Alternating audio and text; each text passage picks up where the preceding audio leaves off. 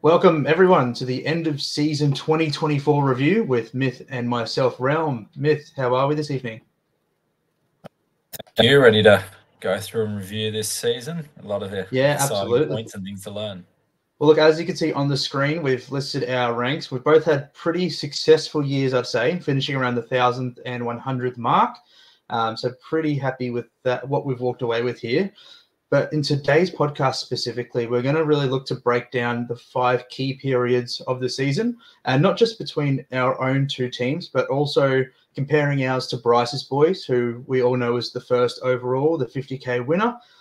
So looking at the 5 key periods that comes with our starting teams, the opening run, which will be about round 1 to 6, the pre-buys, which is obviously massive, round 7 to 12, the buy period of 13 to 20, and then the run home around 21 to 27. And tell you what, we've spent a lot of time in the last week or two really going through with a fine-tooth comb, evaluating our seasons, coming up with a lot of the key lessons and mistakes that we really want to learn from going into the next year. Now, just having a look at the document we prepared for this one, it's about 8 or 9 pages long, so this one might take a few minutes. Now, Myth, did you want to have a talk potentially just about, how the teams were structured going into it, or any key lessons that you want to open us up with today? I think good ones, well, we've just identified and gone through is captaincy. And I think that in itself leads to the biggest lesson that I think we'll go through here. The overall winner had a 110 captaincy average, basically. Myself, I was 99, pretty solid. What did you end up, Realm? I think I just snuck over the 100 mark at like 101, 102. So a pretty solid gap between ourselves and Bryce's boys. So I think when you said before, he was 800 or 900 points above you at the end, and almost a third of that, or just over a third of that, was just captaincy differences, which is enormous in the grand scheme of things. And that's it. I think the 99 and you at 102 just over would be pretty high up. They'd be seen as pretty good captaincies. But that's still dropping a lot of points on the leader. And just going through his captaincy options, it was the spine guys. It was guys like Ted, Hines, Cleary, Turbo. That where he was going for. I know I was similar. I've always tried to keep the spine guys, but I think it's the big lesson is you can win being vanilla. Yeah, absolutely. And he only really went kind of the non-vanilla option once or twice. Like he went for Angus once in round 10, got a 99 from him, and he finished 60th in that round as well, which is enormous. And that pushed him up into about 20th overall, which, really saw that charge happen towards the run home. And then he had a couple of loops, one on the bye round and then Hughes in the last round. Besides that, it was all pretty obvious pickings from there. So I think that's a massive lesson to take into next year. And I know you have a sort of idea about the best captain to pick each week, whereabouts they rank and the percentages there. Did you want to let us get some insight into that? I think that's just more of a hunch and maybe some confirmation bias, but I've just seen quite often that you can zag the top captaincy option if you're wanting to be different, but going all the way out there is probably not the way to go about it. Going for a Latrell against a Teddy when they've both got good matchups, for example, or going Ponga might be 10% captained against a 50% captain Teddy. There's often your ways you're going to make up ground while still going for a relatively safe captain. Yeah, absolutely. And we've seen it pay off time and time again, and even a few times with Bryce's boy this year. So, yeah, something to really look to next year. But look, we'll start off with my team, the 1,000th place team. That my starting team was probably one of the highlights of my season. I was really happy with how well balanced it was. I went mostly vanilla in the squad. I had a lot of the high-owned guys, the Ponga, Turbo, Cleary, Hines, Haas. But I feel like I went pod in the right areas as well. So I started with Lomax in center wing 1. He was enormous to start off with, was only about 5% owned at the time as well. Went Robson over Grant. And again, Robson was averaging 80 after the first 5 rounds, and Grant was barely punching out 60s at that point. So that was a massive start too. Terrell May as my front row 2. He was a great start, but I will talk about a big lesson I learnt with him a bit down the line. And then I went the cheap 5/8, didn't pay up for Dylan Brown, and that worked out. I started with Flano and Strange, and I was quite happy with that. I still am. I still think that was the right decision. Was the 100th place team roughly about the same, or kind of how did you see that? I think our starting teams were quite a bit different, but quite a lot of similarities with some of the vanilla picks there. But just to focus on your team for a little moment here, the big one, two of the big ones there that we talked about that you mentioned were Lomax. But one of the big guys you left out that was really popular at the start of the season was Roger Tuivasa-Sheck. You essentially went up with Lomax against him. What was your thinking and sort of reasoning behind that? Yeah, so the reason I went Lomax in the first place was because I knew how good he was at centre with the goal kicking. And last year, that right wing spot outside Ben Hunt, I think it was Ravalawa scored about 20 tries over the year. And someone of Lomax's ability shifting out there who's going to be in those same opportunities as Ravalawa, I just saw that as a huge potential for SuperCoach points. So started to have a crack at it. I'm not really one to buy Dragons players into my team as a fan. They're pretty hard to watch, but I thought it might be nice to actually own one this year, and it paid in dividends. And look, I did have RTS in my team for basically since the preseason games, which is where everyone got trapped into because he looked enormous. But the way my team was set up, I didn't have the money to pay for multiple center wings over that 500k mark. I think RTS was about 530 to start the year. Lomax was about 600. So I only had enough for one of them, and I really preferred the potential upside of Lomax there. And look, that worked out amazingly. And when you walk through the reasoning of why you went Lomax, we know he'd shown a few games in previous years of a massive work rate at centre. And he came out with that. He came out that in spades. And when you talk about why you went him, it makes a lot of sense. And it's actually kind of a miracle thinking about it, why he was so low owned and why more of us weren't on him. But yeah, I did not expect him to go as good as he did, I tell you. I thought maybe a 65, 70 average, be good up to the bye rounds, then go to someone else. But no, he was incredible. And he had a good draw early as well. Titans first up. I think he had Dolphins then. I think there were Cowboys as well. So it was a pretty friendly draw for Lomax. So a lot of the things were aligning for him to start quickly. And Roger, you mentioned, that preseason trial, we all fell into the trap. But those centers, it's the worst position for SuperCoach. It's so hard to get those attacking stats, and everyone was relying on Roger's work rate, and the attacking stats never really came. So he wasn't a disaster by any means, but it was more that opportunity cost, having him over missing one of these guys that really flew out of the blocks. Yeah, absolutely. Now, did you start with Roger? I did start with Roger, and it was just that. It was the preseason trials. It was, I guess, maybe a little bit of wanting him to be a great pick because he's just such a great player to watch when he's on. And that's it. He's a fan favourite, isn't he? He's a good footy player, and he's got some good memories of him owning in SuperCoach in the past, and was hoping he'd be able to do that again. And his work rate was fine. His scores were okay. Like I said, not a disaster, but I think it's a lesson for me as well, just remembering that these centres, even if they've got a high base, you need the attack these days to be really top-notch. Yeah, no, absolutely. Well, look, comparing the 1,000th place to 100th place, or 77 for this instance, I started with the pod center wing. I did start with Nanai as well. I forgot to mention him as my pod 2 RF. Did you start with any big center wing or any big second row as well? Yeah, so we both started with Nanai, and he was a guy I was interested in pre-season, but he wasn't actually in my initial starting side.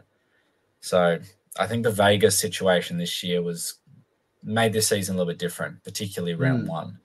Definitely. But the big thing of the preseason this year was, which second row forward mids are you going for? Yeah, there were so many. 20.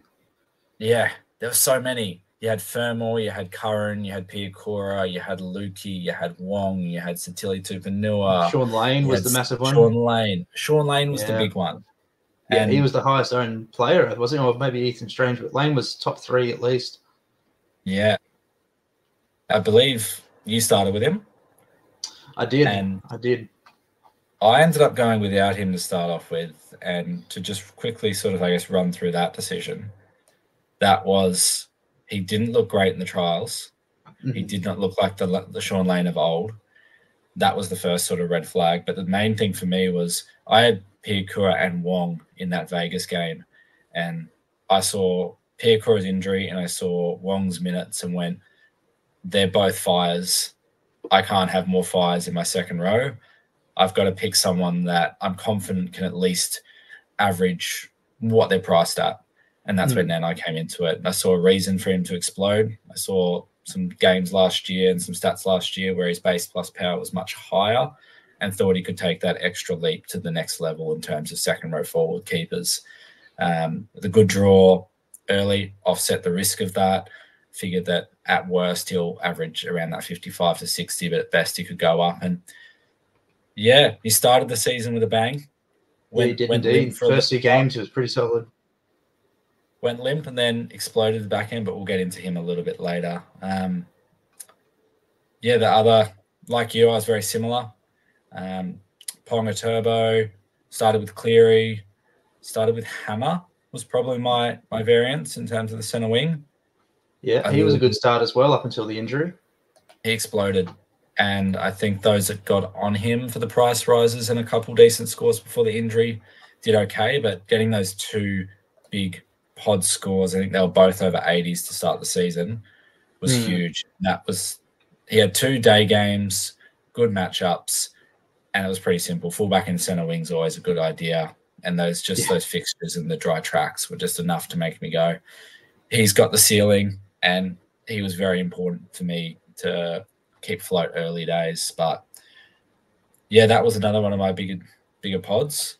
Now, just looking at the notes here, you did have one massive pod, which maybe unluckily didn't work out. But do you want to talk us through you picking a different halfback over Nathan Cleary?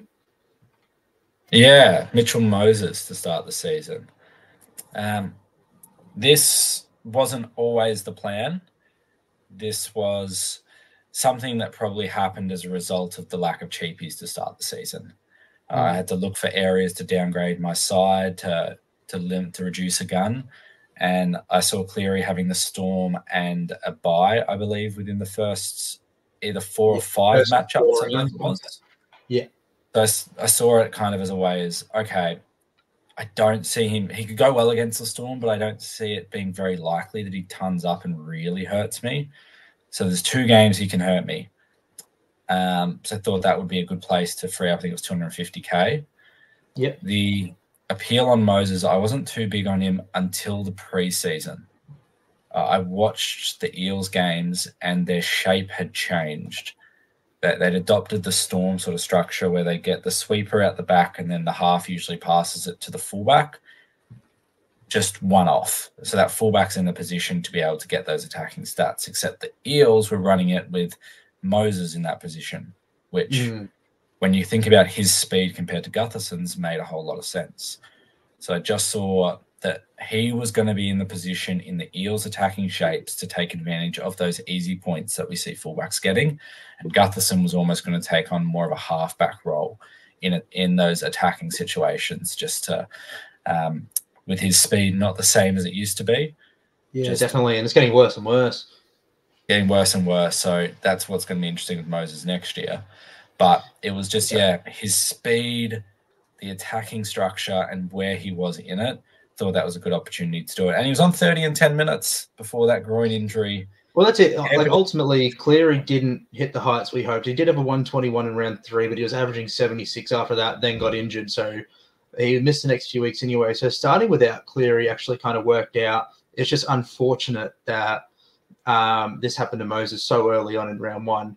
But I think that's a really, going back to what you said about the preseason shape, that's probably a really key thing that I want to emphasize, is that comparing the Moses to RTS, in preseason, a lot of people got trapped by RTS because it looked like he had great base and power.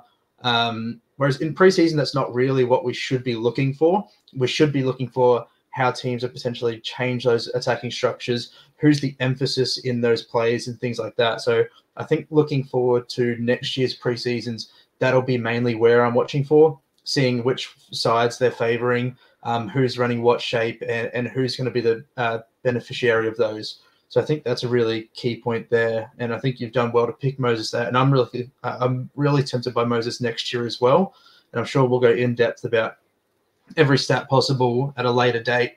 But yeah, definitely something to keep an eye on. Look, we don't have Blake on the pod, obviously. We don't know his insights. We don't know his mindset. So we can only really talk from our point of view on his team. But looking at his starting team, was there any major key point that stood out to you? I think you'll be able to talk to this one because whilst I went with Grant, you and Blake both started with Robson. So I think we'll give an overview of Blake's starting team, but it was really vanilla. He had Hines, he had Cleary, he had Ponga, he had Turbo, he had Dylan Brown, he had Roger Tuivasa-Sheck, he had Taylor May. He had 4 of the mid-second row forwards, so no gun second row forwards. And he had, I think, from memory, there might have been Lukey, Lane, Wong, and one more. Help me out here. I know there was Smithies in there as the 5th second row forward. Oh, there's so many second row forwards it could have been. Salmon? Or him down center wing, maybe? Yeah. Or Burbo. Yeah, it could have been a number of them. Yeah, so he had Salmon. So he had Lukey, Lane, Salmon, and Sua Wong. Luckily, avoided the Pierre Corey injury, which was a blessing for him early. But he had the 4 mids. And then the only spots he was really different was hooker and front row, starting with Robson, which you'll be able to touch on, and then Tapani and Terrell May starting at front row forward. So why did you go for Robson over Grant? Because that might give us a bit of an insight. Yeah, well, the biggest thing for me was the money. So there was about a 290K difference. And, we've seen Robson before back in 2022 when the Cows were a top 4 team. He was quite good in SuperCoach. He averaged in the low 60s. So last year was a massive down year, and I definitely expected a Cows bounce back going into 2024. And I thought that 300K gap between Robson and Grant didn't really... I didn't think that would last, so I thought Robson would... I didn't know... Robson was simple at Lomax. Definitely exceeded my expectations early. Did not expect him to average 78 after 5 rounds.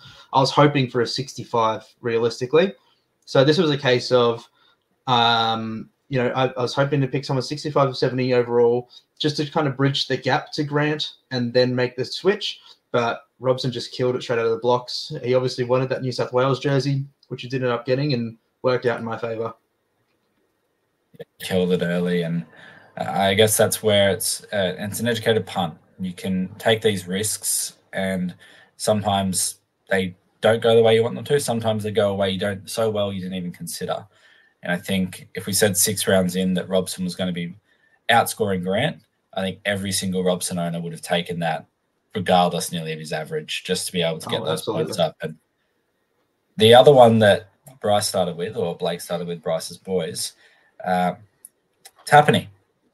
A little bit different here. A lot of people with the gun front row forwards went for Haas. Why do we think you went for Tapani over Haas? Yeah, that's one I'm not... I guess it could be the price. I was looking at the opening prices. There was a 100K difference between Haas and Tapani. It could just be a case of he wanted someone like a Dylan Brown or a Turbo, a Ponga, someone like that. Just needed to find that extra 100K. Plus, we know how safe Tapani is, and Tapani rarely misses games. So having him over the year actually worked out for him and his, his security. Like, he's played 24 games this year. He played every single game possible this year. Last year, played 23. The year before that, played 23. Like, he's just incredibly safe and no origin. I'm not sure if these were the reasonings he took, but in hindsight, those look like great points to start the year with him. Yeah, locking down that position with a player you're going to keep all season, not spending your trades on front row forward 1 the entire year, definitely would have been very helpful in terms of being able to make moves elsewhere. It's not a position you want to spend a lot of trades on. I do like his strategy there. He's got a gun, got gun, very safe option there, and then taking a little bit more of a flyer on the other spot, similar to yourself with Terrell May. Yeah, absolutely. I really like that structure, and that's something I might look to next year, assuming there would be the right players available, is starting with a safe front row forward in front row forward 1, someone like a Haas, Tino, someone along those lines, and then second, take a punt on someone. If it doesn't work out, then you try and move to another safe option. But, I don't mind taking a punt in a front row forward 2 position because it's not really one that's going to hurt me. Whereas, center wing could be massive, could hurt you massively, halfback, stuff like that. Front row forward 2 seems like a safe pod option kind of route. So assuming players available, I'd be happy to do the same next year.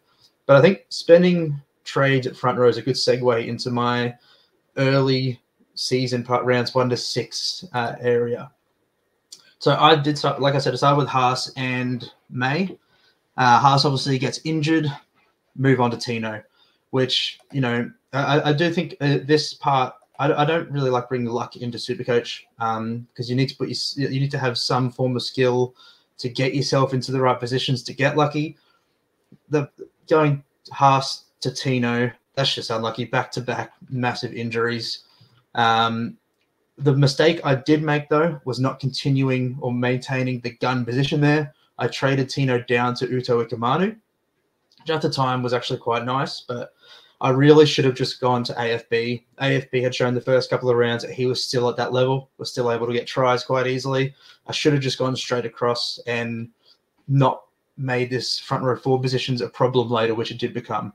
So I think that's something I really need to, take into 2025, is that if you're getting a gun, if there's other guns available, same level, they're going to continue to get the same scores. If you're getting an injured one, then just make the move across. Don't downgrade to someone that's not proven or who's not coming out of the blocks firing with 80s and stuff like that. Uto was barely getting 60s at that point. So yeah, I think that's a massive lesson. Did you have any takes there? I know you got Uto in. I'm not sure when exactly you got him in. Did you have any points there? Yeah, we had the same flow on. Haas injury, trade to Tino. Tino gets injured, trade to Udo. That was there to free up cash, I think.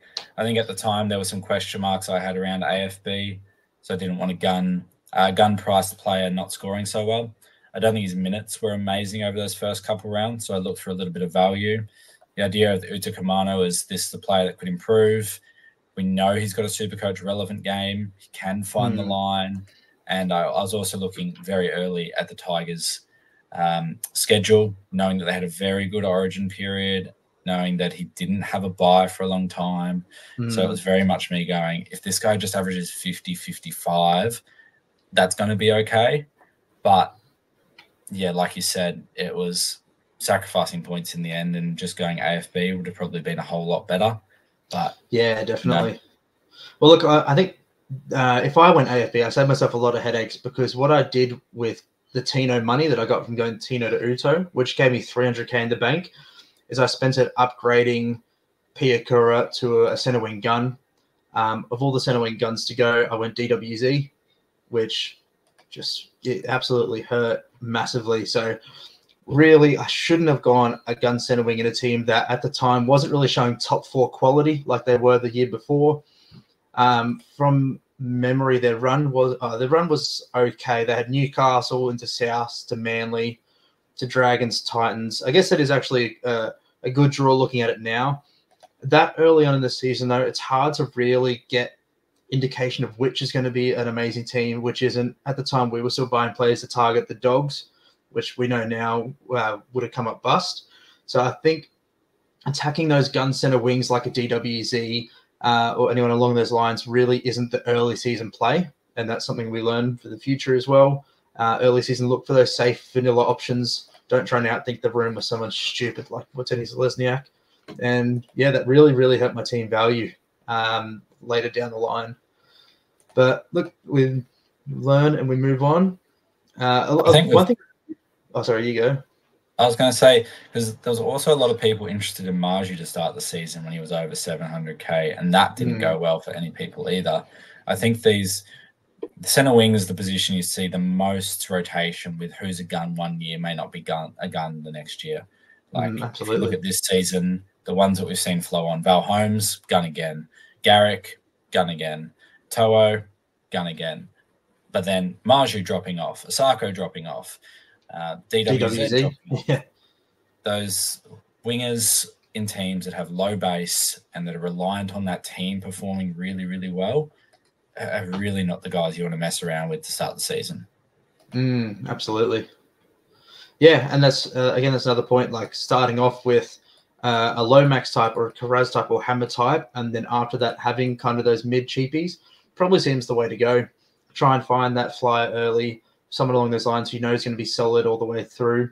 And similar to a 2RF, why we started with Nanai, he was a gun in that position, but we thought he was a bit unders, hopefully worked his way up to a better price, and then was never going to be an issue, never a fire we really had to put out. So definitely something to take on board going into the next season. In regards to the points early season that I think I did well or worked out in my favor, was I jumped off a lot of the mid players or potential deadwood players early. So it took me a little bit longer to realize Sean Lane wasn't going to be Sean Lane of old than you, but I did trade him out after the first round. Quite happy with that. Traded him to Pierce Paul once Pierce Paul got that start in round 2. Traded out Taylor May in round 5. And then a couple of others would have been through injury, like Wong Piakura, but a lot of people were trapped into holding Sean Lane and Taylor May for a very long time, and I cleared them out quite early because they weren't at the expectations or what I thought they could have been going into the season. One thing I should have recognized earlier, and one thing that someone else on this list definitely recognized early, was that I should have got rid of the likes of Smithies, Strange, Salmon. They should have been gone a lot sooner than I really did sell them. So recognizing those mids that aren't going to jump up to that gun level, aren't going to make decent money early on, massive game changer. Did you have a similar start to your season, or? Yeah, we'll get into mine. We'll get into mine for a moment, but I think a good point to make is you were 29th after round 6. So after this starting team and after these early season trades, even with the DWZ mistake, even with going Uto, you were still right up there early. And that was through a pretty vanilla side. One major great pod in Lomax who was consistent through those first 6 rounds. That was amazing. But then you just avoided some of the mids that were awful. Like you got a lane early. You dodged the low-scoring Grant and Brown who weren't scoring to their price tags early to start the season, and you found alternates that were doing a job. Yeah, that's it. Like the start was solid. I did get up to 29th. Doesn't mean after round 1 or 2 I was in the top 1,000 killing it. Like after round 1 I was about 3k. My round rank in round 2 was 75k. I dropped off to 14k overall. So looking at that, it looks like I had a terrible start. But really, I did have the right players. Just need to give them a bit more time, work out the kinks, let them do their thing. They're the reason I picked them. And then through that, got up to 29th overall by round 6. It was a massive turnaround, including I think in round 6 specifically, I came like 83rd overall for the round rank. So that was a massive jump up. But yeah, it's a good point to make there. Even I've listed, 10 mistakes I've made early, still was coming 29th overall. Yeah, I have those key vanilla guys and just a couple, not even pods per se, but just some of these picks that have a lot of reasoning behind them, have an opportunity to be able to explode, that have the ability to just go a little bit higher. You don't need a team full of pods. Like we're all going to start with the same cheapies. Everyone's going to start with Ethan Strange this year. Most people started with Jack Bostock. A lot of people started with Sam Hughes or Liam Henry. One of the hookers, a lot of people went Lussick or Levi. Like we all had you're going to have similar cheapies, and those premium guns, like, you're going to want Clear if he's fit. You're going to want Hines if he's fit. Like you're going to want these guys early. So if you don't start with them, you have to make a plan to get them in early. And if other fires happen or your pods fail or injuries happen, then it's very hard to make moves early on that are going to progress you up the ladder. No, absolutely right. Well, look, in regards to progressing up the ladder, considering you finished around the 100 mark, how are you faring after, that starting run in round 1 to 6? Were you in a similar position to myself? I had a very different start to you. I was definitely not flying over those first 6 rounds. I think in a couple of the servers, they had that little nickname of Myth of Death early. That I just copped a lot of it. The Haas to Tino change. Moses niggle, that front row forward slot and the other halfback slot to Hines was just a problem for me early. I made the decision based off previous seasons that I don't really want to stay and hang around for players with niggles. Just puts you in such a delicate position when you're holding them and they're not performing. You're kind of just waiting around for them to improve. So I kind of said from the get-go, I'm going to just trade these guys with niggles, especially early season when you can't cover them with someone good. It's very different in round 23 when you can just bench them and bring in another gun. But rounds, when our team value is the lowest, it's tough to replace them with what we currently have in our sides. You can't have a gun underperforming early. That's what really kills you. When you're paying $750K and someone else is getting the same points with someone that's $400K, that's what kills you. So I started with Moses. He had the groin niggle. So I had a look at the draws, had a look at how the Warriors looked in round 1. There was nothing in round 1 to suggest that Shaun Johnson was going to be anything different to what he was last year. He was the fulcrum of the attack. He had all the ball. So I went to Johnson.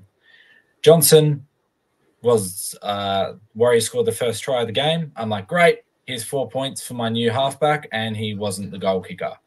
He was carrying an injury that we didn't know about. So then I moved him on straight away and went to Cleary. So everyone started with Cleary. I decided to miss his first 2 scores, spend 2 trades, and get him round 3. Not the best use of tradings, but thankfully got his 120, but then also copped his hamstring injury.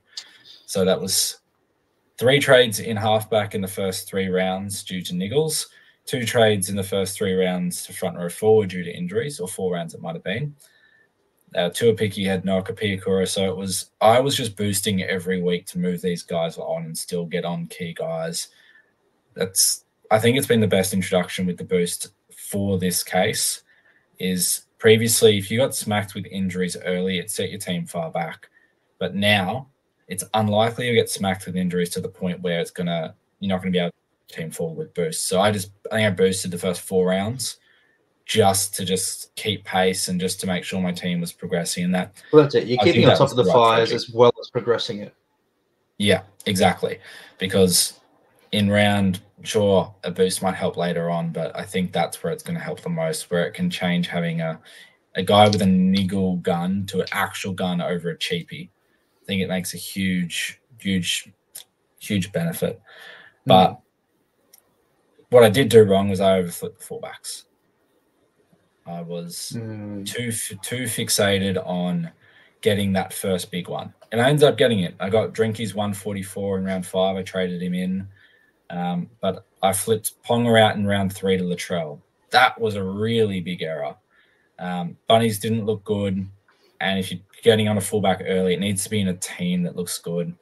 You're not going to get those massive scores if the team's getting smashed.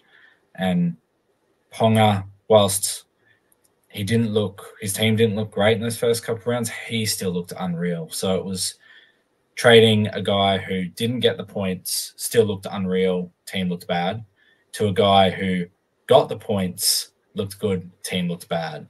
It was very sideways, but the regression happened. Latrell didn't get the attack, and then Ponga did get the attack. So I still started okay thanks to Nanai and Hammer's good scores early. Like that put me still in the top 10K to start the year, which was okay.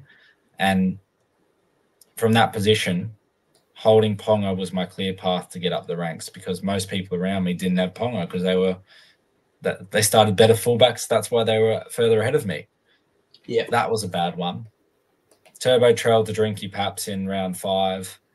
Look, Trell got suspended the following week, so that was okay, but that was just correcting an error. And you mentioned earlier, part of getting Latrell for Ponga was that Dogs matchup that I looked at and going, oh, that could be the first sort of 150. But yeah, was that like Anzac Day? Oh, like that Anzac weekend? A good bit of massive South going there. They're going to pump him. Latrell's going to get that 160. He's going to score a hat trick. No. Nope. Didn't happen. So I think those early days, the fixtures, you can't pay too much attention to them, but you still need to give them some focus because, that Drinky score in round 5 was key, but selling both Turbo and Trell that week. Selling Trell worked out because he got suspended. Getting Paps wasn't great. Overreacted there for sure. And Turbo to Drinky ended up basically being a bit of a wash. So it was trades. I did a similar thing. I did mention this in my part, but I didn't flip fullbacks nearly as much as you did. God, you flipped them like they were bloody pancakes. Like you wouldn't stop flipping them. But I did have Ponga and Turbo to start off with. I traded out Ponga in round 3, and I actually got in Val Holmes. So I went with no second gun fullback for a round or 2 there. And Holmes kind of worked out. He went like a 150 in round 3. He was pretty massive for me. And then I didn't get my other fullback until round 5. In doing so, I traded out Turbo that round as well. Got in Drinky and Pappy. Pappy, who, team looked good. He didn't look fantastic. Didn't look like Pappy Vold. Wasn't goal kicking. Realistically, should have held the trade. I remember trading out Turbo that week. He looked busted. He was not scoring in his usual fashion where he would, how he turned out to be towards the end of the season. He looked busted, but the team didn't look bad. And by that point, Ponga was gone. I traded Ponga out. Same reason. He was going to lose a bunch of money. And the Knights looked terrible, whereas he never looked bad. The Knights just looked like an absolute hot mess. And they both came back to really burn me. And that was a massive problem. I traded out Turbo for 770k in round 5. Bought him back for more money in round 7 after he had played Penrith. So, yeah, that one was a real dagger to get back in. I think the biggest key lesson that I learned, and I will mention this several times from now to the finish, was patience. If I'd given Ponga a little bit more time, because I picked him for the right reasons, he did deliver up until that injury. Same as Turbo, he delivered up until that injury. Just if I had a little bit more patience in holding those guys, I would have been much better off, would have held the trades, would have got the points. And this will be a very common theme throughout. And we're going to see exactly how Bryce's boys got that first overall, because you'll see how well his patience was with those type of players. Now, did you have any more points to make, or are you happy to move on to his team? The only point I'll make is I think a lesson for me is Turbo at 4 Pines or Brookie on an afternoon game. Just don't view no it as matter the opposition. That's where his big scores just seem to happen, and they happened later in the season there. Turbo, afternoon at Brookie, he loves it there. He thrives. He loves Manly, the home crowd. That was just a simple lesson just for Tom Trbojevic. Yeah, and that's a lesson we should have learned 3 years ago, 4 years ago, realistically. Yep.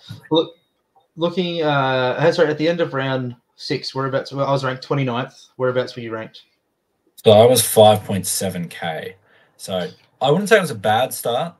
I think that's okay. I think with the amount of trades I made at halfback and front row forward that were unplanned, I was relatively happy with where I was sitting. I seemed to cop a bit of the carnage early, but at the same time, I seemed to manage to get decent scores out each week. I think Hammer was a big help for that over those initial few rounds.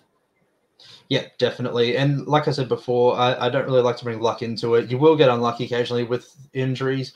The big thing is how you recover from that and what decisions you make because of that unluckiness, and that's kind of where it comes into play. But looking at Bryce's boys' team, used 9 trades across those first 5 trading weeks. So it's actually a little bit lower than the most, because you would have used 12 or 13 or something. Yeah, I think I would have been 14. Like and I know I used 3 boosts in that period. Trade. Oh, yeah, I would have used about 12 trades as well. But yeah, he only used 9 across the first 5 trading weeks. And 8 of those trade outs were players priced between that 3 to 500k. Whereas for you and I, Myth, probably half of them, if not slightly more, would have been guns that were either flipping or trading out early, stuff like that. So that's a massive, massive difference there. And we talked about his start. He started with Ponga, Turbo, Brown, Hines, Cleary. And 8 of his 9 first trade outs were guys that low price, which is a bit crazy. Yeah. Stuck to his gun selections, didn't panic despite their poor early season form, and paid dividends really. And he had a couple of big gun trade-ins in an area that most of us weren't trading. Did you want to talk about that a little bit? Yeah, I think that point you made. He just restructured his side over those first 5 or 6 rounds. He went basically 2 mids to a gun and a cheapie each week type of thing. That was his format, and it killed. Yeah, all these middling players that the majority of sides were left with in fielding each week. Your Sean Lanes, your Morgan Smithies, your Taylor Mays, your Roger Tavasasheks, your Burbo, Jamin Salmons, Burbo. He just got all these guys out, and he got into guns. And yeah, the 2 you're alluding to is Ola Kawatu in round 3 and Eli Katoa in round 6. At this point, everyone, by that round 6 mark, I think it might have been just before Angus time, but everyone here was basically running mids. everyone was basically still running Sean Lane. Josh Curran was a popular trade in through those first few rounds, but he was still not really killing it. He's still giving those high 50s, low 60s type of scores. And he went out and he got Olakwatu and Eli Katoa in, who were more of the gun sort of second row forwards. 2 of them by round 6 was absurd, with most people not even running one. And yeah, absolutely. That format of the 2 mids out, 1 cheapie and 1 gun in for those 2, that it was great to see. Like, we're looking at his trades and we're like, why did we not do this early on? Like, we're using 3 trades. We're getting in a gun and maybe another mid or 2 cheapies. Whereas this whole time, just get rid of the Deadwood, who we all held on for too long with. I held Salmon for too long, Smithies for too long, those type of players. And instead, just get the cheaper that everyone's getting in. Makila's getting in the Talangi type, the Galvin type, and then pairing that with an Olakwatu, Eli Katoa. And also another weird one, round 4, I think it was, traded in Jacob Kiraz. Now, most of us would have got Kiraz in at some point or other, but at the time he's playing center and wasn't getting those massive scores. I think he averaged maybe 70 or so by the first 3 or 4 rounds, was still playing center. Do you have any idea what his insight might have been there picking Kiraz? Yeah, so I think he went 36, 40 odd, and then went 115 against the Titans, where he exploded. I think the Dogs just destroyed the Titans that afternoon. And I'm guessing he's just seen that, right? He's seen that this is a gun center wing that has shown a bit last year, that shows a decent base, and that can get the scores. I think he maybe doubted that the ceiling was there. And it's an interesting one, Kiraz. Look, I was far more interested when he moved to the wing. But even at center, across the season, he ended up averaging about 70 there. 3 scores 100 plus, 5 scores sub 50. So that floor was a bit lower, but he still managed some big scores out there. So I guess Blake's just been interested in picking up him, seen him at a good price, and seen as an option. Maybe that was his salary as far as he could stretch. Maybe he wanted to get to someone like Holmes, but couldn't afford it. So just found an alternate option, and Kiraz ended up being a cracking player and one of the best centre wings all season. Yeah, absolutely. And that was a time where a lot of people were chasing to get the Lomaxes, the Hammers, players like that, whereas that was probably one of the only times this season where he went kind of a big pod route. And yeah, I tell you what, that Kiraz one, it paid off in the long run because he finished being the 2nd overall total points for centre wing.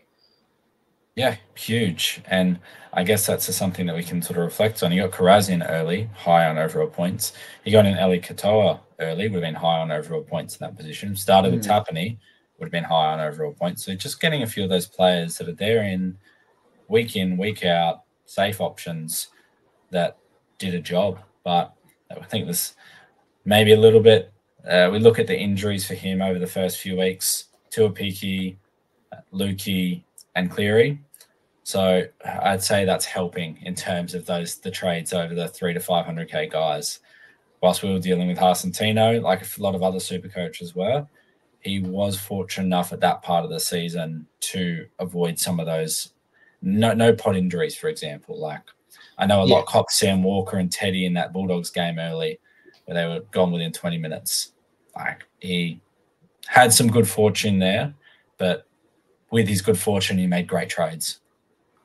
Yeah, absolutely. And even the times he wasn't as fortunate, he just made the simple fix and he fixed it immediately. Didn't panic, didn't stress about it. He just saw the problem, fixed it straight away, which is definitely something we could take on board for our future seasons. And we'll just mention as well, something we did miss with his starting team, Iro.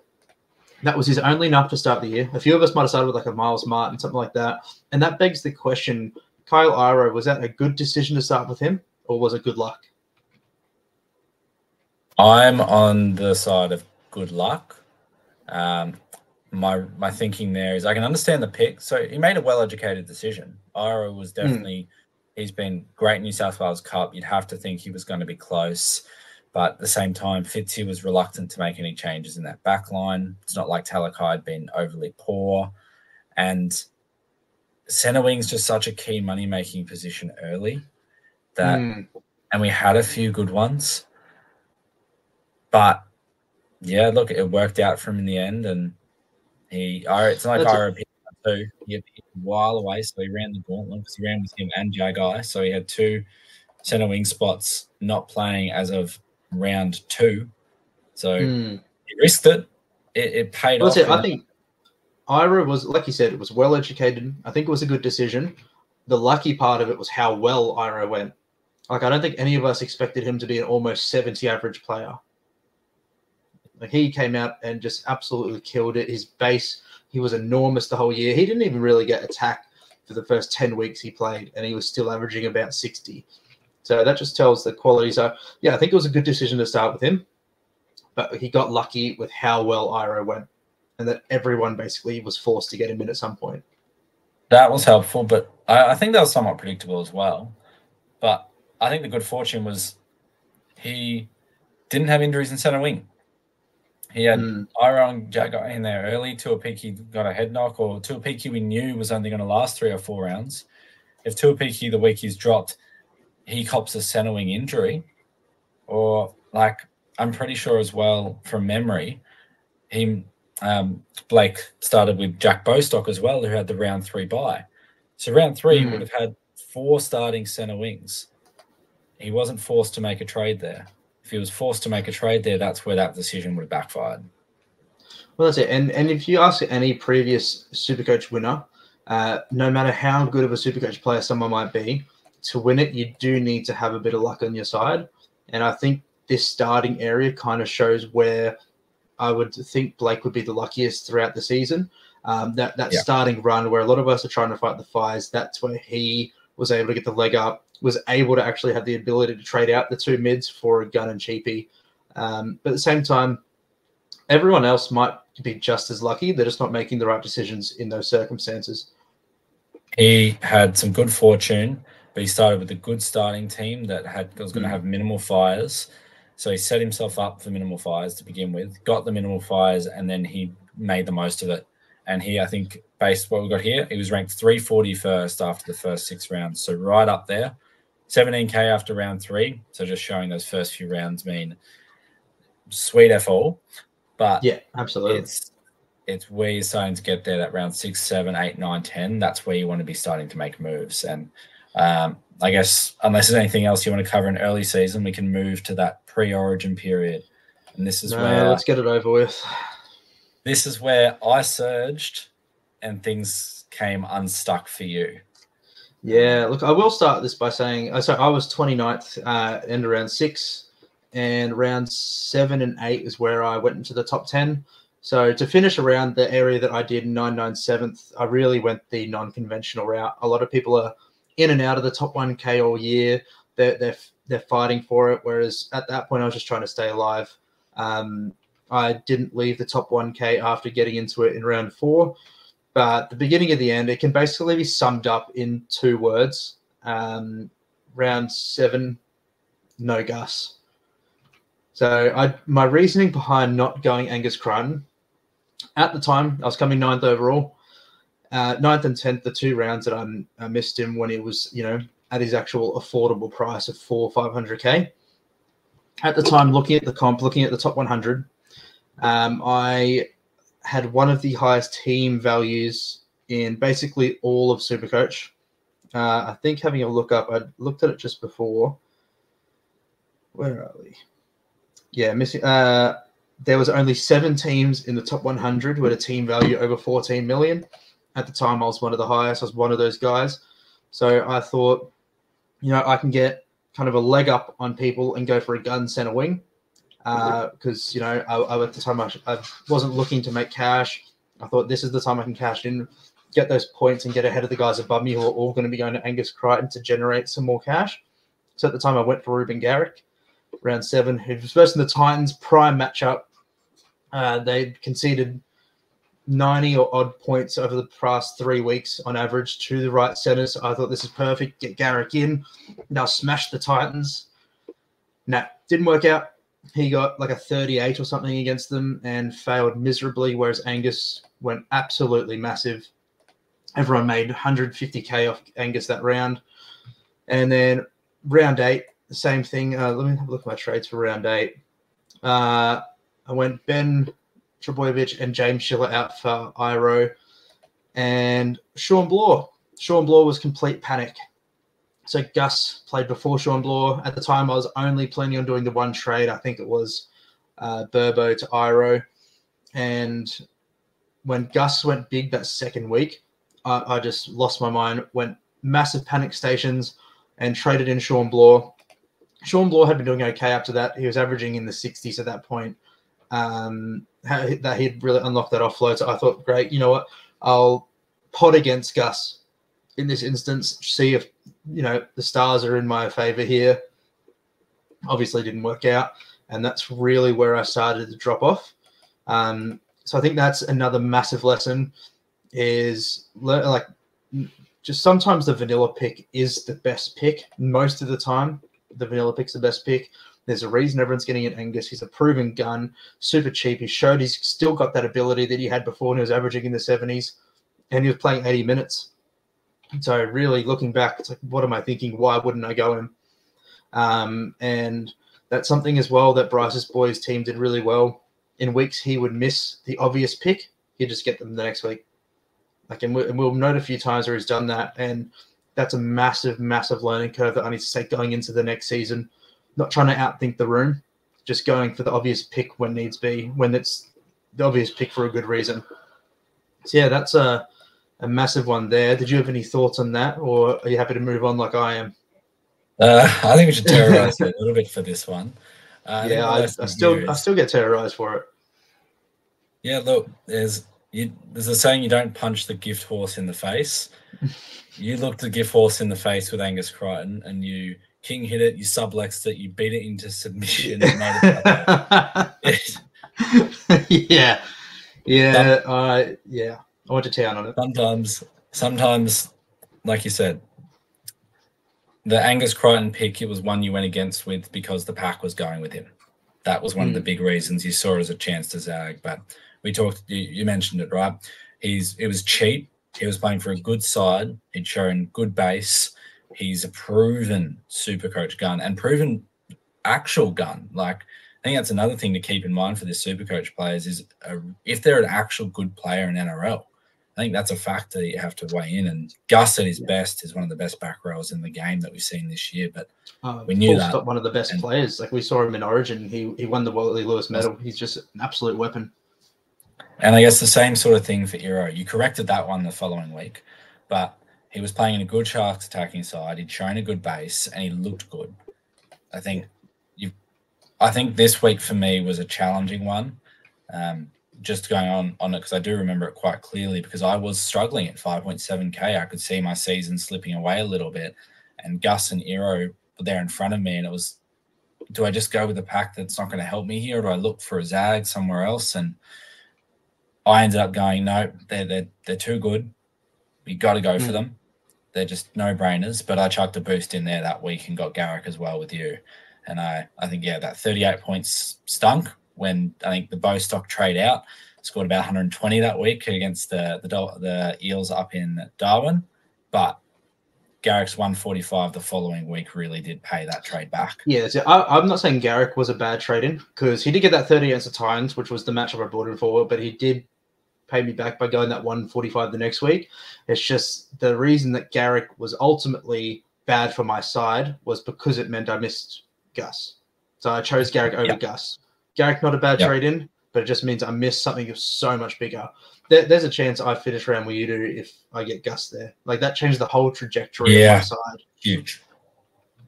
Now, thankfully, I went from not going Angus and completely ruining my season to going into a really good trade in round 9. Just kidding. I traded out Terrell May. So it just gets from bad to worse, really, at this point. Trading out Terrell May for Fainu. At the time, May had he had stunted his growth a little bit. So Terrell May, neither of us are going to be big fans of him. He's not getting too many plaudits on this particular podcast because I did the same trade out. I'll go into my reasoning when we pivot over to my side, but is there anything else you want to mention here in your pre-origin period? No, look, I definitely didn't put enough emphasis on this buy period, especially the round 13 buy. I didn't do nearly enough planning for it, and it cost me massively going into it. And like I said before, the key lesson is patience. In this round 7 to 12 period, I traded out Bostock, I traded out Terrell May, I traded out Jeremiah Nanai, who all ended up making about another 200K after I had sold in the run after. So if I just hold up that patience, because none of them are injured, none of them were looking terrible either. I just hold on that little bit longer for those type of guys.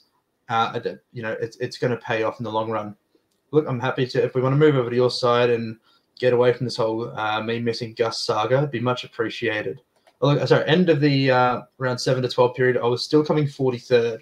So I hadn't massively dropped off by that point, thankfully. Now, look, how did you go pre-origin there? Yeah, I think for you there, the 43rd, you only dropped 14 spots, but I think the moves that you made over that period were the ones that led to the drop-offs through the buy period. The ripple effect from that was disastrous. And for me, this pre-origin period, look, I nailed this period, to put it simply. I think I went from 5.7K into 45th in the space of 6 rounds. Mm-hmm. So it was a period of time where I think I talked earlier about I had some bad luck across the earlier part of the season, and I think it's an example of swings and roundabouts, because the Sunday afternoon, I remember pretty clearly, of the Ponga injury when he was captained by quite a few, into the Hines 140 odd, I think it was, that I had captained, was where my luck turned. This is where everything that I was touching was turning to gold.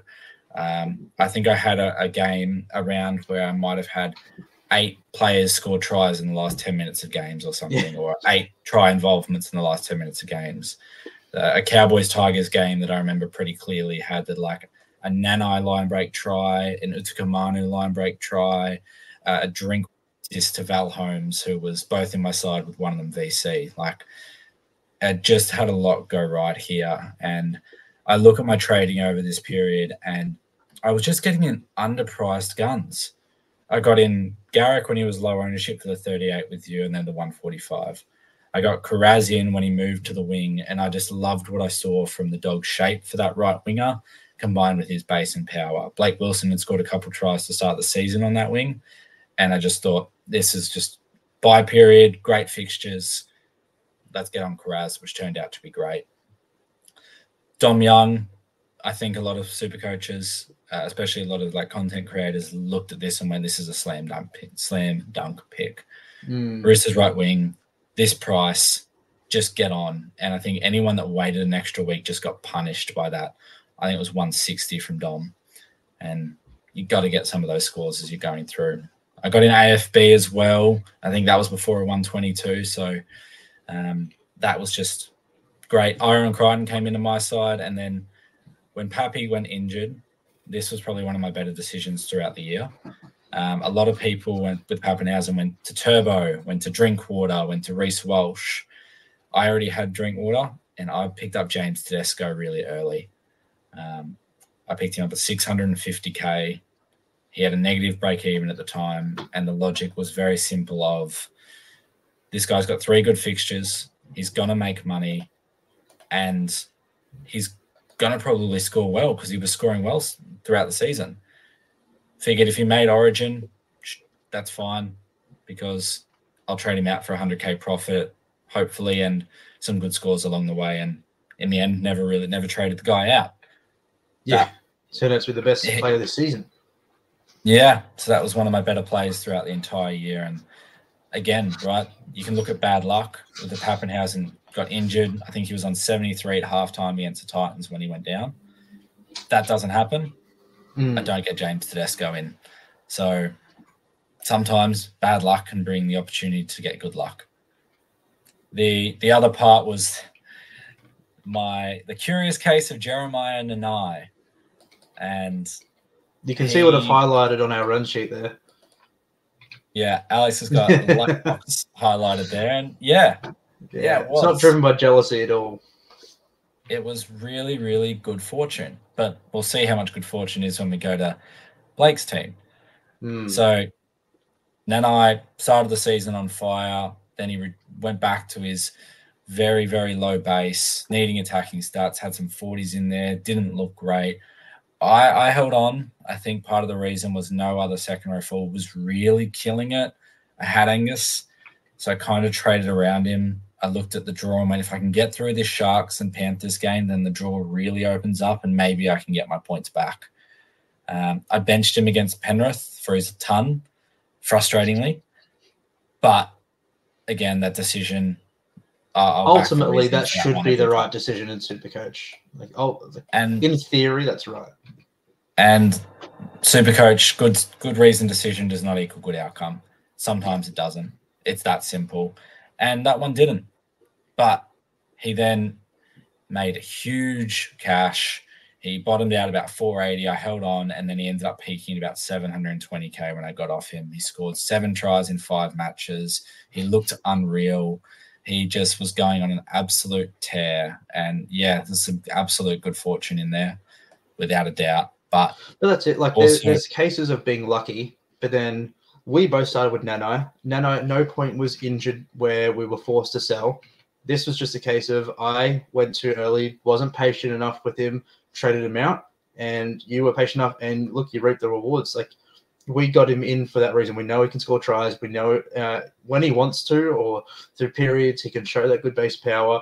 You just reap the rewards for holding him long enough to see the reasons we selected him for. I just, patience. Can't say it enough. Patience is the key. And the eye test. I've gotten here in our notes, the second half versus Cronulla. I think he started on the bench this game. It was the Sunday 4 p.m. game, so I didn't have the opportunity to actually take the reserve off him. He got lucky because he got onto the field pretty early through a HIA to someone, and he ended up coming onto the edge. He looked awful that first half, but the second half, he'd taken the strapping off his quad it was, and he looked good. He looked involved. He was getting ball, and I figured at that point, he's bottomed out. You don't do well in SuperCoach selling low, and I'll just ride the wave and just hope. I'll bench him versus Penrith for the 30 that's going to come. Wrong. And just see if he can maybe pay me back in these good fixtures, because he's always an attacking threat. But yeah, that was a good decision. But my one bad decision was selling Terrell May.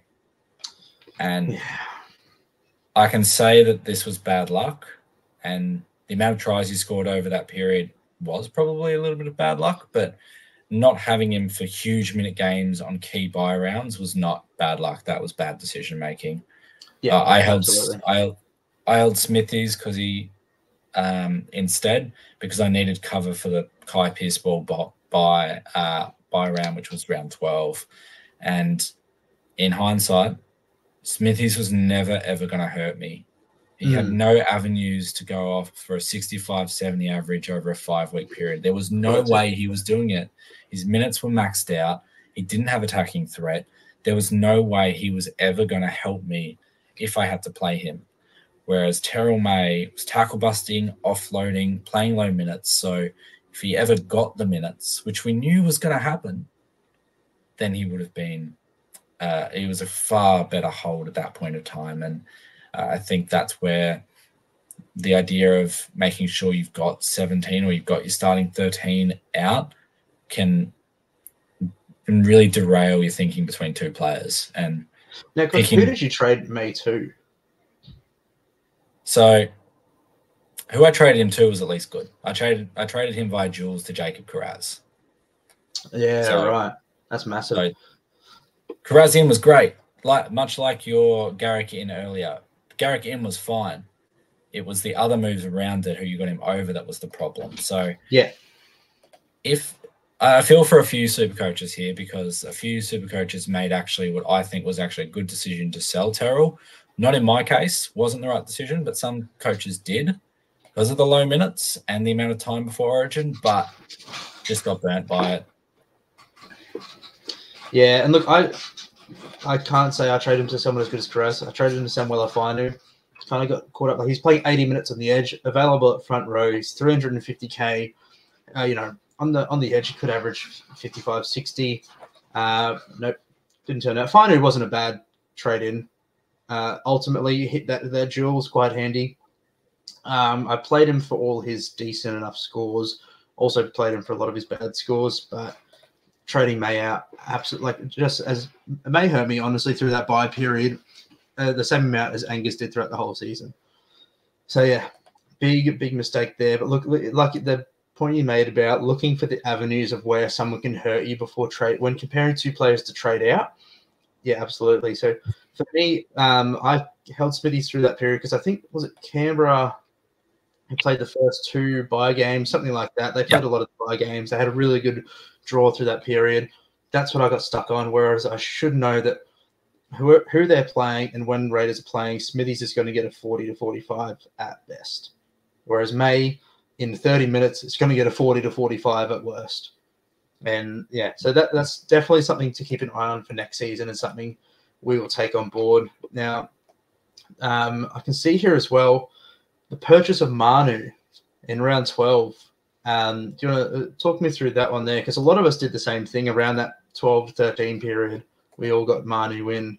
I know I got him in round 12 as well, but what's your thoughts there? Mine were pretty simple. I owned Tedesco. So I wanted flexibility going into that buy round because I wanted to be able to get on the three guys that I knew I needed. If Tedesco made Origin, that meant I needed Joey Manu in my eyes because I didn't want to death ride him at fullback. Could have in the end, but I still will back the reasoning to have Joey Manu at fullback every single time he's at fullback. Yeah, absolutely. I figured in that situation, if Tedesco was the Origin fullback, I needed to get Manu and then I needed to get Edwards because he was killing it at the time. And again, not owning a goal-kicking fullback in elite form in the best team in the competition was, I think, coming off 3 tons in a row or something ridiculous like that was just a bad idea. So it was, I'm going to get Manu in now in case I lose Tedesco next week and I already have to burn a trade on getting Edwards. So it was just that future planning. Now, I sold Iro that week, though, which turned out to absolutely burn me. Yeah, that one hurts. Well, look, Manu, like was said before, with Nanai, sitting him versus Penrith is the right Supercoach play. Getting Manu at fullback is the right Supercoach play. And this wasn't just a Manu who was plodding along to his mid-60s, maybe barely scratching a 70 average. No, in the 2 months leading up to that, he'd had 2 tons. He'd had 1 score under 80 in that period. Like, he was absolutely killing it, playing right center. So, him going to fullback, we're like, shit, here we go. We have to get him. He's a must-have. I think those 2 tons were fullback as well. He moved to fullback mid-game against the Dogs after Tedesco got injured, and then he played the game against the Knights at fullback. So he'd already shown signs that season. Yep, he's a monster at fullback and just didn't happen to be on round 13. But we'll get to that because I think we've covered our sides quite a lot for the pre-origin period. There's quite a bit to cover with the case of Blake as well. And yeah, absolutely. He moved from the 300s into 30th at the end of round 12. So he really made his move to the top notch there. And he kept doing what he was doing. He kept clearing the dead wood. He kept getting in guns and cheapies. Made it really, really simple. There's 2 points we want to cover here. I think I'm going to cover the first one here, and that's the simple of you don't need to be perfect to win. Yeah, absolutely. There's this perception that you need to nail every single trade, nail every single captaincy, nail every sit start to win, but you don't. He brought in Isaac Tungo at 685K, and we saw that was not a good decision. He was just not good this year, Isaac Tungo. He one of the biggest Supercoach declines of the centre wings. Another example of be careful if you centre wing guns early. He had 2 big scores against back rowers in the centres, and then he just plummeted. He also got in Marju, low 500s before Ponga was back. And that was a poor decision saved by 1 score. He got a big ton late in like round 16, round 17, which justified the Marju in for a 57 average from the point he got in. 1 big score can make it okay, but it wasn't a great pick. He got in Chance instead of going for Tedesco, instead of going for Dylan Edwards. Chance did okay, averaged 74, but he missed better options. Better options at fullback too, one of the key positions. He got it wrong, but he got CNK in and out pretty quickly as well. Before Chance lost too much cash, he got him out. That's it. I think, and that's one of the cases where he recognised the mistake, fixed it pretty much immediately or as soon as possible, didn't linger on with it. It didn't affect other areas of the team. Like, he didn't let that get in the way of, or he didn't let other areas get in the way of fixing the problem. He said, "This is a problem. Let me fix it. Move on." And yeah, absolutely, that is a massive point as well. Not needing to be perfect to win. Like, so many times when we trade in someone and they fail, like, well, that's it. Like, that's going to ruin the season go ahead. There's, a flow-on effect from every decision you make, and it's how you bounce back from it. And whether it's to be patient, whether it's to act on it quickly, the way that you act on your mistakes is basically determining where you end up. And yeah, I think Blake really showed this year that the mistakes never got to him, and he fixed what he needed to when he could, and it worked out massively for him. But one trade in that I will talk about here was, three trade-ins actually for the one position. Second row in round 10, traded in Jeremiah Nanai. So he basically got the same Nanai as you did. He's looking at Nanai's fixtures now. Before he traded him in round 10, he versed Penrith and scored 104, versus the Dolphins 89. He's seen that going, I can get Nanai for 585K. He's going to make decent bank, and he's got the Gold Coast, Souths, and Tigers coming up. Let me get him in, and he's going to be absolutely massive, and which he was. 2 90s in that and a 60. That's great for someone you buy for 585K. Made 150 grand on him, and then I think he traded him out there in round 13. Yeah, he did. Traded him out in round 13 for a trade, and we'll talk about when we talk about the buy periods. It was massive for him there. Looking for those pod plays. Nana was only 10% owned for that round 10 game. That's massive for that period, and that's something we should all definitely be taking on board.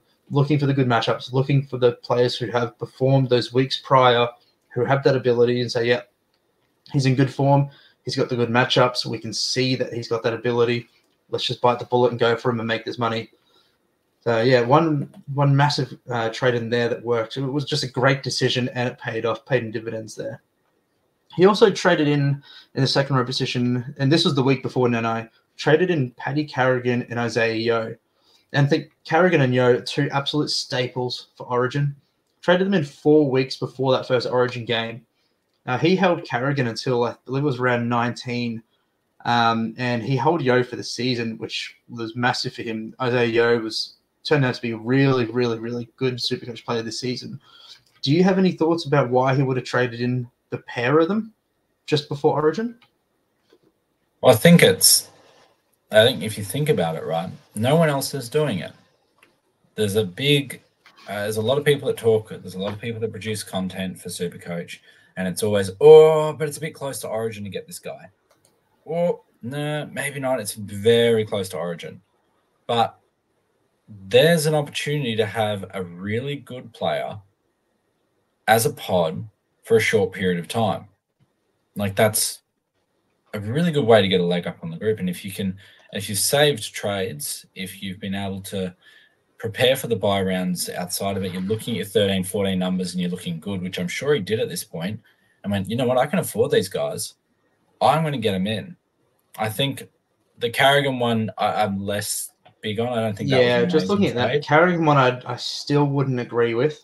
Like, looking at it, the next 4 games Carrigan had, 3 of them were at Suncorp. The one that was away was against Para, who weren't looking that sharp at the time. Maybe that's the reasoning behind it. There's so many games in a row at Suncorp, but I still would, like any other day, I'm saying that's not the greatest trade, but still, trading in Paddy Carrigan at any point of the season isn't going to hurt you. He's still going to produce 60s at the lowest. Same as Yeo. There's still great players, and that translates to Supercoach. They're never, ever going to hurt you. And I think Yeo, a little bit different, because Yeo does offer that attacking threat. Like we saw towards the back end of the year, he can score, he can set up tries, can break the line. So I think that was quite a good pickup from him. And again, just keeping a really strong second row forward base, because I think that it would have been around the time Ola Quadu got suspended. So he traded out Ola for Nanai, I think it might have been. Yeah. there you go. Trading out Ola for one of Carrigan and Yo. Yeah, so he's lost a gun in that position. He's replaced it with a gun in that position. I think that's just, there's two big things there, two myths, I guess, you can bust. You've got, you don't need to be perfect to win. And the second one being, you can get Origin players early before Origin. You can get them a few rounds before Origin. If they score well, even better, if they score well and make cash, that can be huge. I think when we look back on the season, when you look back on the first 12 rounds, and I guess we'll reflect on that now, is the key guys you can't miss and the best guys to get are the guys that are cheap, score well, and make cash. If you get those guys, they're the guys that hurt you the most. It's not the gun that averages 80 that they're priced at. You can make those points up elsewhere, but it's when the Angus Crichton at 400k is making 300k and averaging 85. That's what hurts you. It's when Talangi is 270k, making 250k and scoring 80s and 90s. That's it. Missing like the Iros, the Angus, like you said, because if you're missing a Teddy, you're able to kind of go against him with another gun. There's no one else who's running parallel with the likes of Angus Crichton in that position, Kyle Iro, when they're that cheap, scoring 60s, 70s plus. And there's no competition around that area. And that's one thing that we definitely need to take into future seasons. You can go against another gun. Unless it's a Turbo 2021, there will be another gun close enough where it's not going to end your season. Whereas guys like Iro, Angus, players like that, a Terrell May, they will massively hurt your season because there's no one you can go against them with realistically. And I think we'll come to that in terms of Turbo when he did kill people, including both of us. But when he did kill us and when he didn't kill us, because there were two different parts of that run home there that we'll go into. But over the first, I guess we've gone through the starting teams now. We've gone through pre-Origin, all of that period. We're talking for as long as we probably anticipated we would. What do you think's, I guess, what's your takeaways from that review so far? Look, I think one massive, I've said it once, I've said it twice, I'll keep saying it, it's patience. I definitely wasn't patient enough with the guns and the people I selected early, trading out likes for Ponga and Turbo, Nanai, Bostock, May. Just if I hold on to them a couple weeks longer, that completely changes the season. If I hold on to Ponga a couple weeks longer, then I get his tons. If I hold on to Turbo for a bit longer, I get his score against Penrith, and then I miss out on I'm not getting the Pappy injury, etc., things like that. Hold on to Nanai and end up selling him for 700 plus K. So just those little moments of the panic where Ponga's, the nights aren't going that great. Ponga's only getting 50s here. Trade. Like just holding on for that bit longer, it'll be a massive change to my season.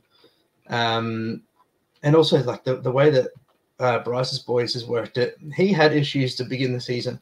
He had a lot of the guys that weren't firing early. Just the way that he fixed it was definitely something to admire. I think the way he cleared that Deadwood and not really flipping the way that you were flipping fullback, stuff like that. Yeah, and it definitely paid off dividends. Despite him being ranked 17K overall after the first 3 rounds, just holding out, those guys will pay off in the long run, just trusting those starters. Now, what about you? What major kind of lessons have you learned from this first half? It's pretty simple. Vanilla is good. It's a great ice cream flavor, and it's a great way to get a good rank in SuperCoach.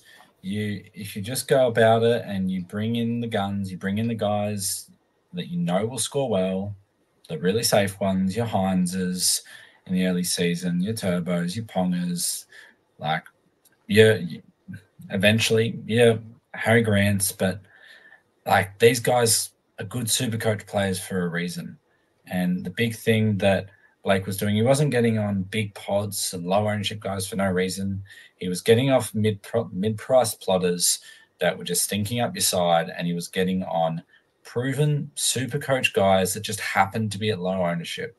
Like you look at the guys he traded in over the period. Kuraz had shown a lot of promise last year. Good player. Team was looking good. Ola Kawatu, we knew what ceiling he had last year. I think he went 180 in the final round. Good SuperCoach player, had shown it before. Eli Katoa, same thing, showed a lot of signs of it last year, proven in the Storm system, in a good side. Like, you look at the trades he's making, and he's getting in players that have done it before from a SuperCoach side of things. They just happen to be at low ownership when he's getting them. And that's where I was making a lot of my good moves, and it was just that simple, was getting in good players that are good SuperCoach players that just happened to be at low ownership. Not purposefully targeting them, they just happened to be that way. I think, yeah, so vanilla, like from you as well, it's, if you're wrong, just admit it, move on with it, swallow your pride, get through, correct the mistake nice and quickly when it's happening, and know that your bad luck's going to happen at some point in time. Be okay with it, make peace with it, and just trade the best you can in that situation. Good reasoned decisions across the season will result in a good rank. That's it. Put yourself in the best position to get lucky. Like, if you, that's a massive thing, definitely. But look, thank you all for listening to part 1 of this podcast. We are going to go straight into a part 2, so definitely click over to that. Check out the SuperCoach Hub on Discord. Potentially some big exciting news coming out. Hopefully, maybe in the next few weeks, in the next month or so, for some big 2025 plans for the Hub involving Myth and myself. So keep your eye out on that. And we'll see you in part 2. Thanks. Cheers, guys.